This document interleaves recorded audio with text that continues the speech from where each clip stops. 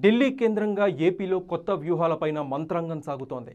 Bihar గెలుపుతో BJP నాయకత్వం ఇప్పుడు భవిష్యత్ రాజకీయంపైన ఫోకస్ చేసింది. త్వరలో పలు రాష్ట్రాల్లో ఎన్నికలు జరగబోతున్న వేళ కేంద్ర మంత్రివర్గ విస్తరణ దిశగా కసరత్తు చేస్తోంది. అందులో భాగంగా ఏపీ నుంచి మరొకరికి కేంద్ర కేబినెట్లో బెర్త్ కల్పించాలని భావిస్తోంది. ఈ మేరకు కీలక ప్రతిపాదనలు తెరమీదకొస్తున్నాయి. అయితే ఇక్కడే అనూహ్య పరిణామాలు చోటు చేసుకుంటున్నాయి. దీంతో ఎవరికి ఛాన్స్ దక్కుతుందోనని చర్చ మొదలైంది. బీహార్లో ఘన విజయంతో మోదీ టీం ఇప్పుడు త్వరలో కీలక రాష్ట్రాల ఎన్నికల్ని ఎదుర్కోబోతుంది.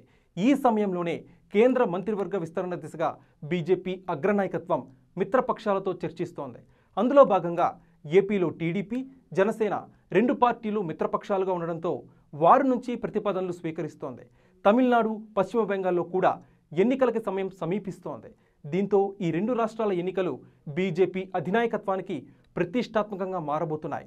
ఈ రెండు రాష్ట్రాలకి మంత్రివర్గ విస్తరణలో ప్రాధాన్యం దక్కబోతుంది. తమిళనాడు మాజీ చీఫ్ అన్నామలైకి కేంద్ర మంత్రి పదవి దాదాపు ఖాయమైంది.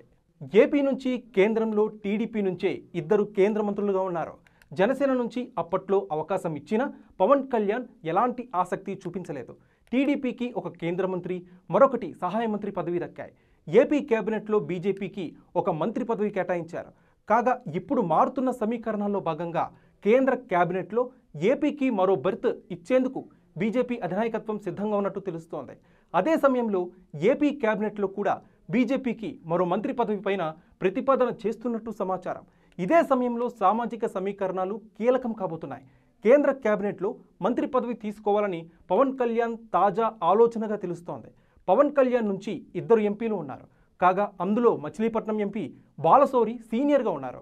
పవన్ కళ్యాణ్ చాయిస్ ఏంటి అనేది ఇంకా క్లారిటీ రావాల్సి ఉంది. కాగా ప్రస్తుతం ఉత్తరాంధ్ర, కోస్తా జిల్లాలకి కేంద్ర కేబినెట్లో అవకాశం దక్కింది. దీంతో ప్రాంతీయ సామాజిక సమీకరణాల్లో భాగంగా రాయలసీమ నుంచి బీసీ లేదా ఎస్సీ వర్గానికి అవకాశం ఇవ్వాలి అనేది సీఎం చంద్రబాబు ఆలోచనగా తెలుస్తోంది. ఇందులో చిత్తూరు, హిందూపూర్ ఎంపీల్లో ఒకరికి అవకాశం దక్కుతుందని భావిస్తున్నారు. అదే సమయంలో రెడ్డి వర్గానికి అవకాశం పైన ఆలోచన చేస్తున్నట్టు సమాచారం.